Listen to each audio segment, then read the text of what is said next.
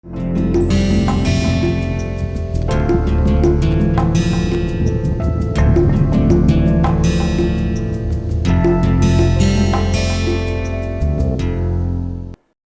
we have been discussing in this week an overall summary of whatever we have read throughout this course, as this is our final week.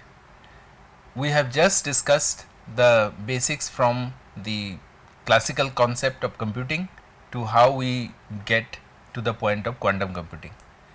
Let us now continue in that direction and see what we mean when we have entered the concept of qubits. So, typically qubits, as we have been discussing, are two level quantum systems. So, for an unperturbed quantum system, there are two stationary energy levels denoted by, say, the upper level EA and the lower level EB.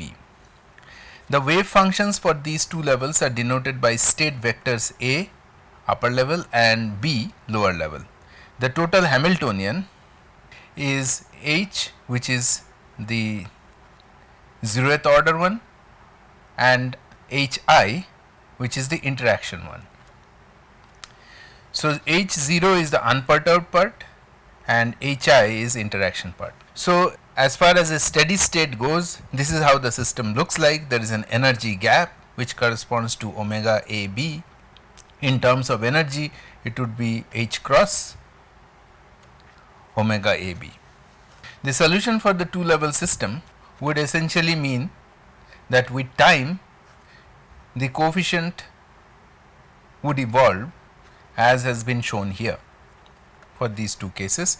The main point to note here is that in the absence of any perturbation, the probabilities of finding the two level system are independent of time.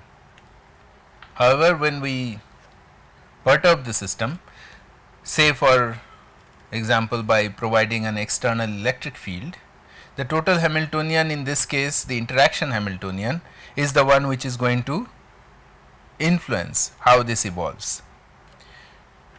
And now we represent these ABs by, say, 1 and 2, then this is how the interaction picture looks like.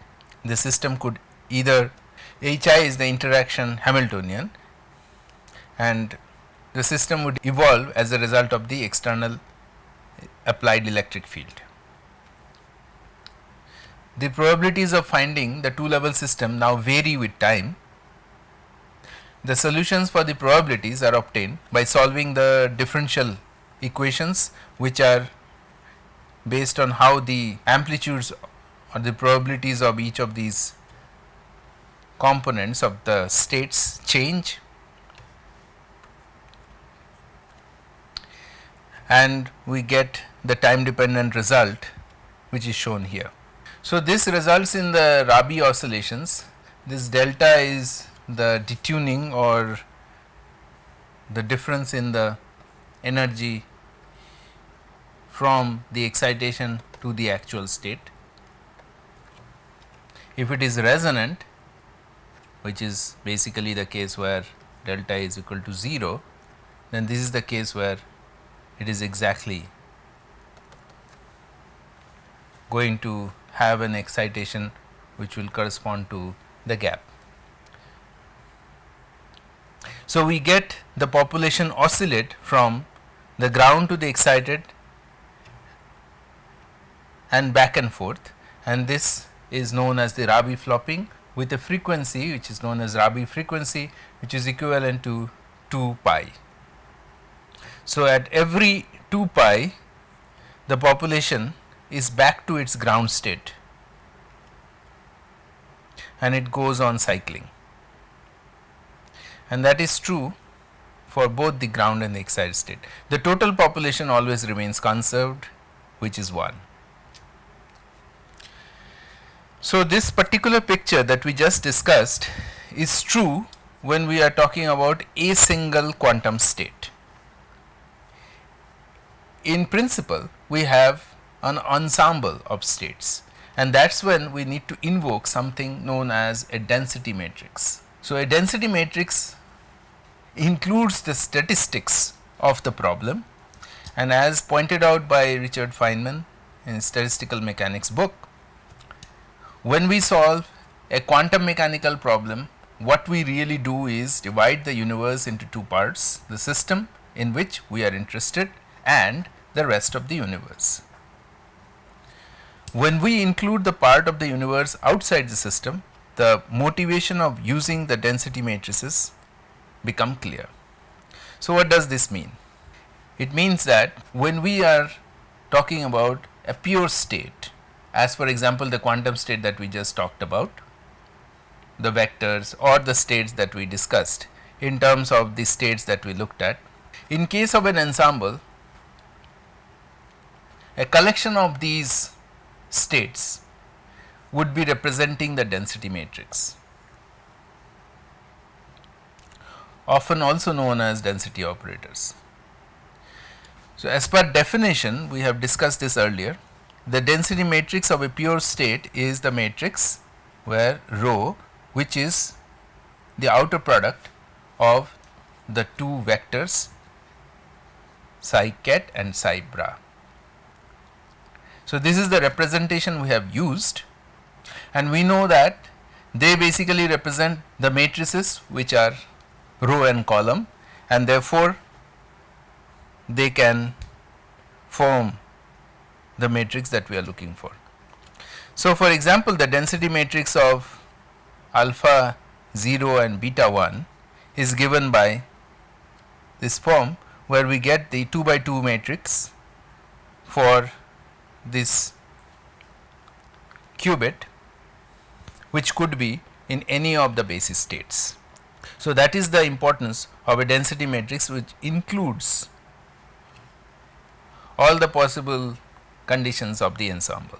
If we represent psi I ket to be the complete set of vectors in the vector space describing the system, and phi I ket to be the complete set of the rest of the universe, the most general way to write the wave function of the total system is to have the wave function written in this form.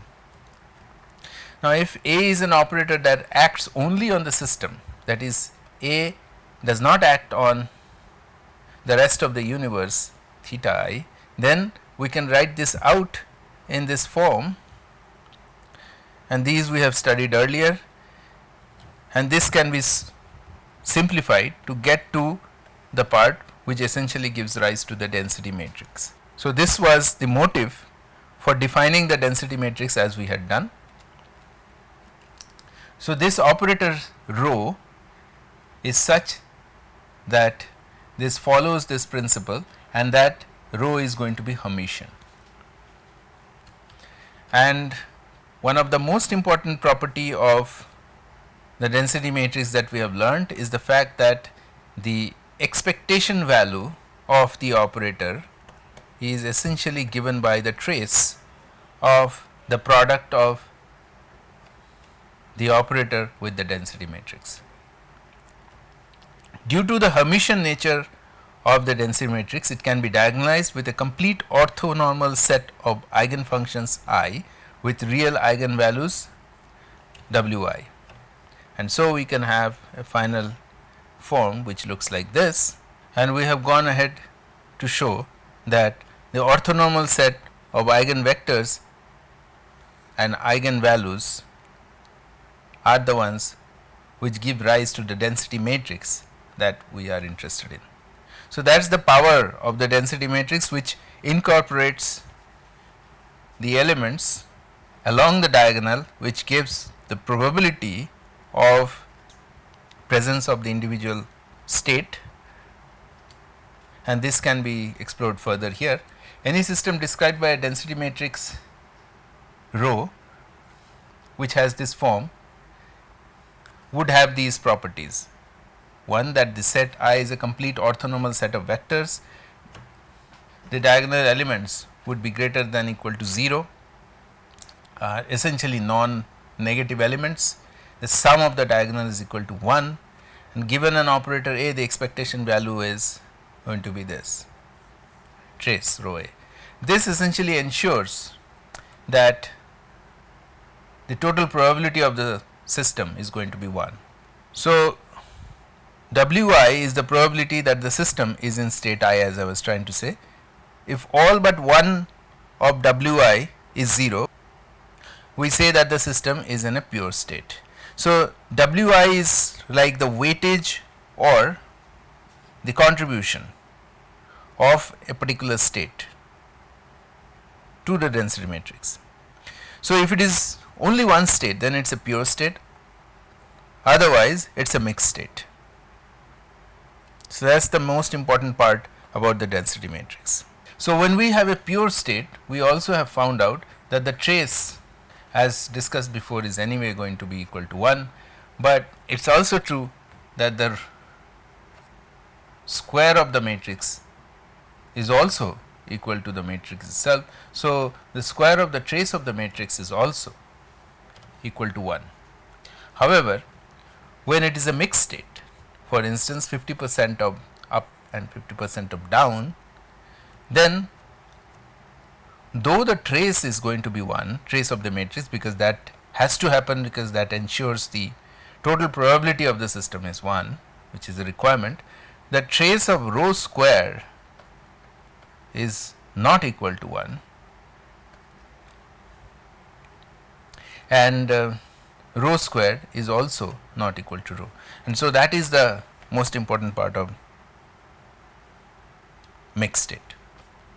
So, one of the most important part of the density matrix that we have discussed is the fact that the diagonal elements represent the populations, whereas the off diagonal elements represent coherence, and therefore, so which is a very important part of understanding quantum mechanics in an ensemble, because most of the issues that we have dealt with in terms of quantum information relies a lot on coherence. So, density matrices have the critical information of coherence also present in its elements. So, while the populations are extremely important, the coherence, which is one of the critical components of this information processing, quantum information processing, is also embedded in the density matrix formalism. And when we have mixed states, it gets difficult to get the information on the individual states, which could lead to a condition when they are completely mixed, to a case when there is a state of total ignorance, unless and until it is measured. The other most important part of the density matrix, which we point out here, is the fact that density matrices can be defined for pure coherent superposition of statistically average states.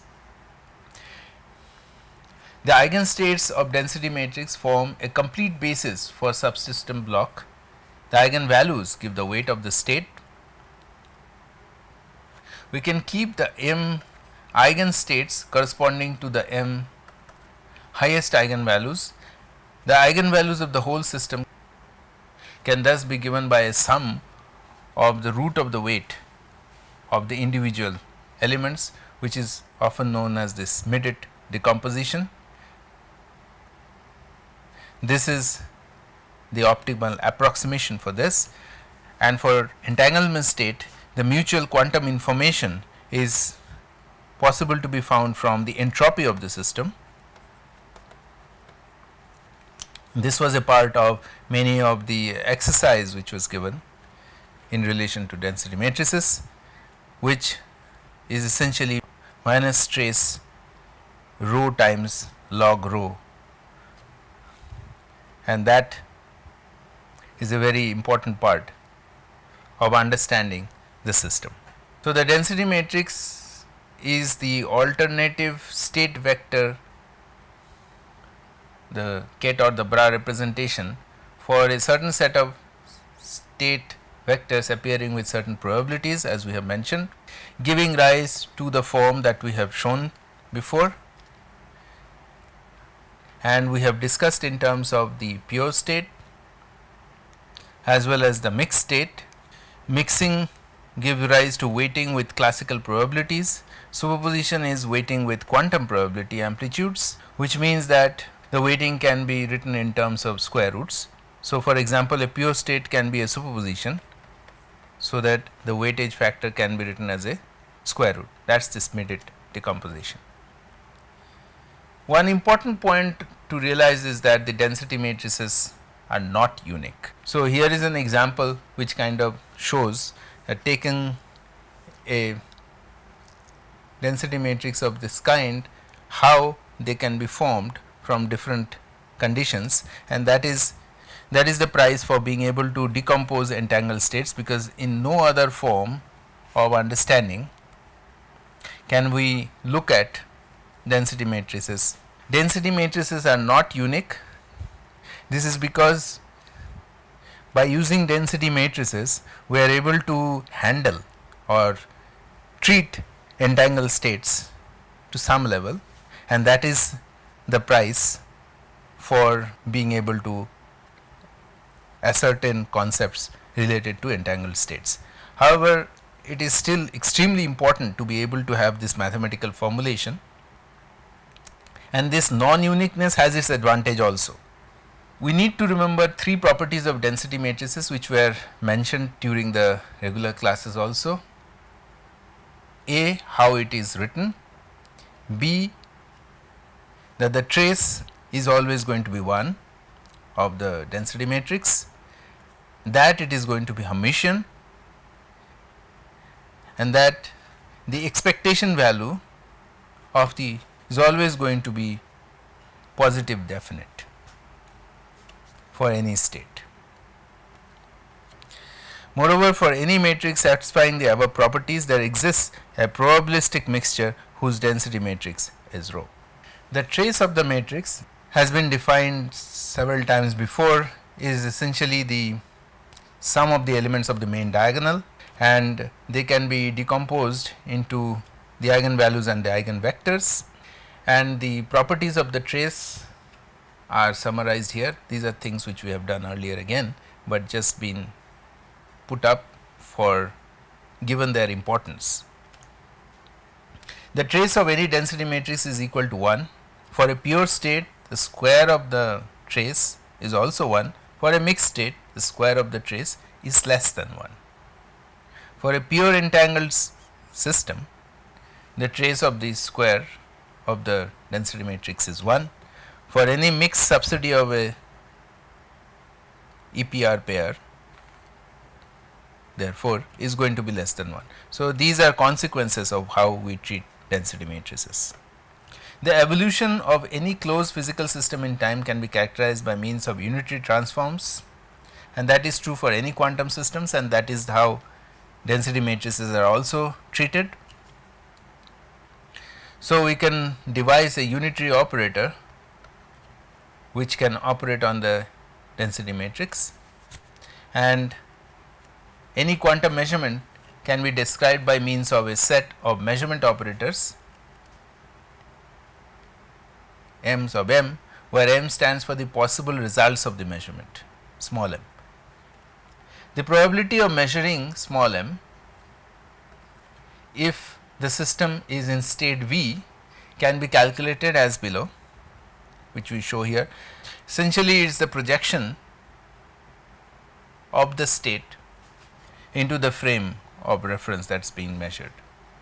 So, that is how it is the trace of the projection operator with the density matrix, and the system after measurement, the state M is left in the state which is given by this form, which would essentially be transforming into a form which has the projection operator taking the density matrix into its form of this kind. So, this can be illustrated based on the measurement basis that we use, and there is an example which has been shown here for clarity. So, if alpha and beta are the constituent compositions of 0 and 1, then upon measurement we would be basically getting the probabilities of alpha mod square and beta mod squared as the measured values of each of the components. Now, if we are decomposing a system into a smaller set, it can still be done by using a very powerful concept of the partial trace, which is unique to density matrices, and that is the part which is extremely important, as we have discussed earlier, in terms of understanding mixed states and others. And this logic goes by the principle that we can use trace properties and the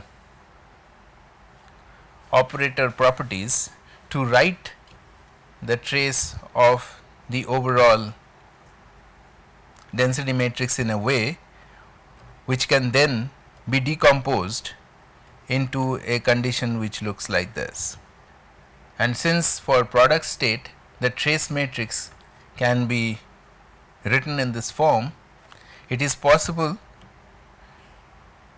to trace out one of the components of the density matrix. So, for example, trace B of row AB would essentially give rise to tracing out the component B to give rise to row A. So, for entangled systems, therefore, it is important that we can trace out one of the components to get the results from the other.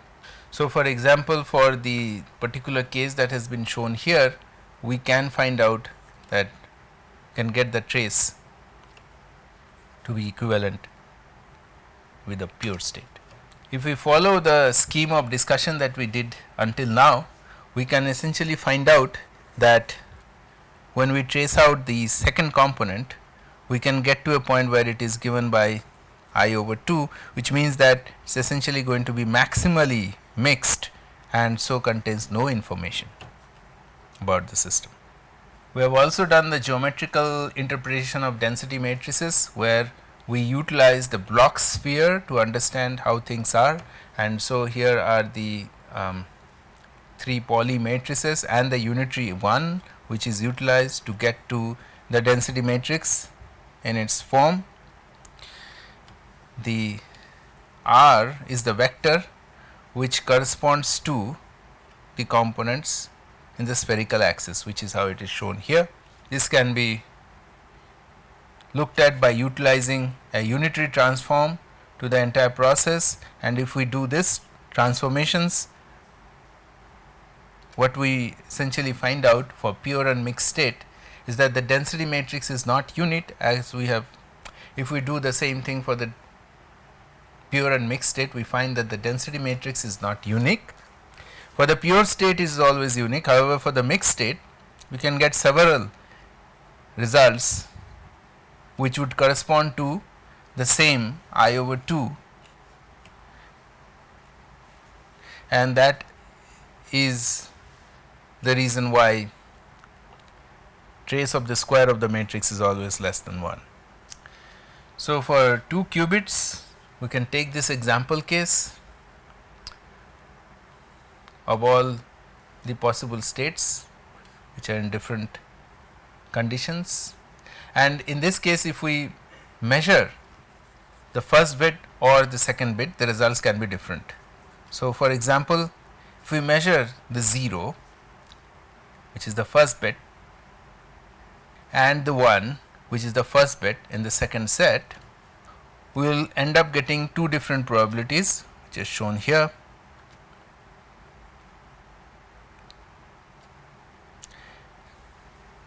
The coefficients would change so that the ratio is going to remain the same. We have done this before. I was just bringing it back to make sure that you understand this important result. So, there is this case where these sets of qubits are independent qubits, which is a system of 2 independent qubits where the 2 are non-interacting particles. So, we could write them out in such a way so that they can be put together.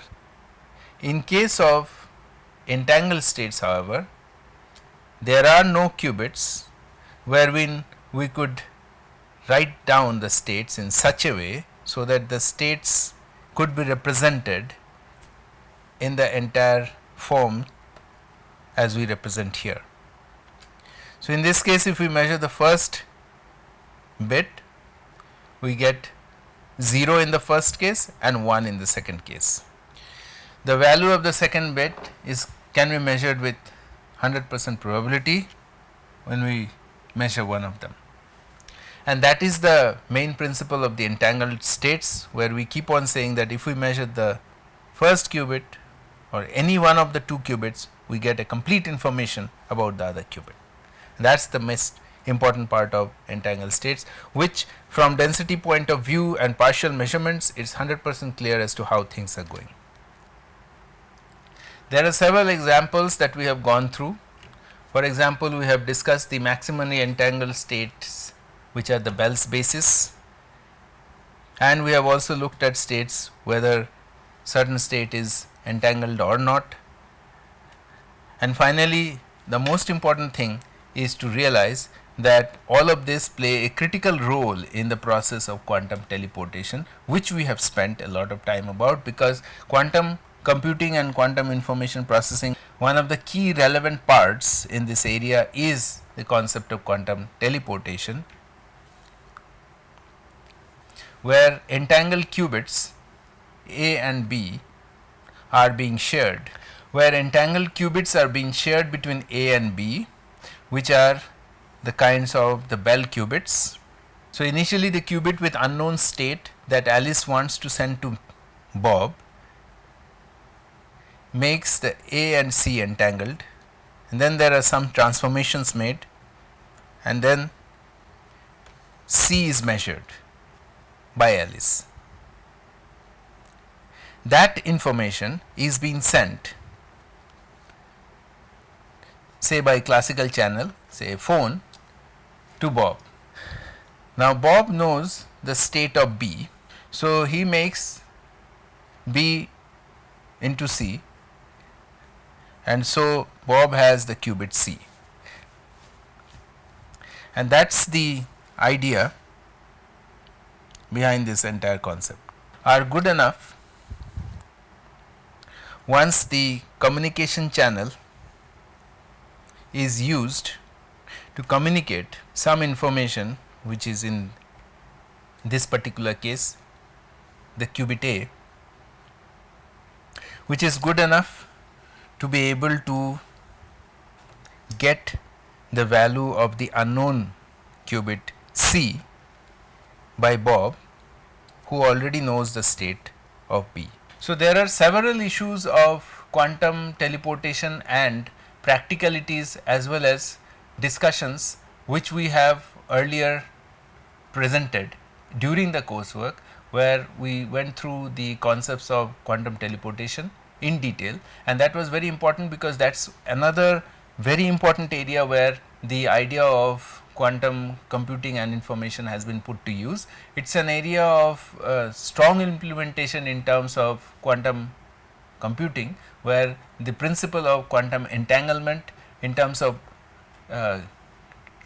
information, secure information transfer has been successful, and that is one of the areas where we have shown a lot of development, and we have discussed this as a part of this course. So, until now what we have done in this week is we have revised the concept of bringing over the quantum principles for quantum computing and quantum information from classical roots, and then we went ahead to look at one of the critical aspects of quantum computing, which is ensemble principles which are necessary to be understood, which is density matrices, and based on that we were able to discuss once more the concept of quantum entanglement and quantum information in terms of quantum teleportation. This is what we have managed to finish until now. In the next lecture, we will go about the principle of quantum computation, implications and their practicalities, their implementation issues, which we have done a lot during this course, and that way we hope to have a complete summary of what we have done. Thank you.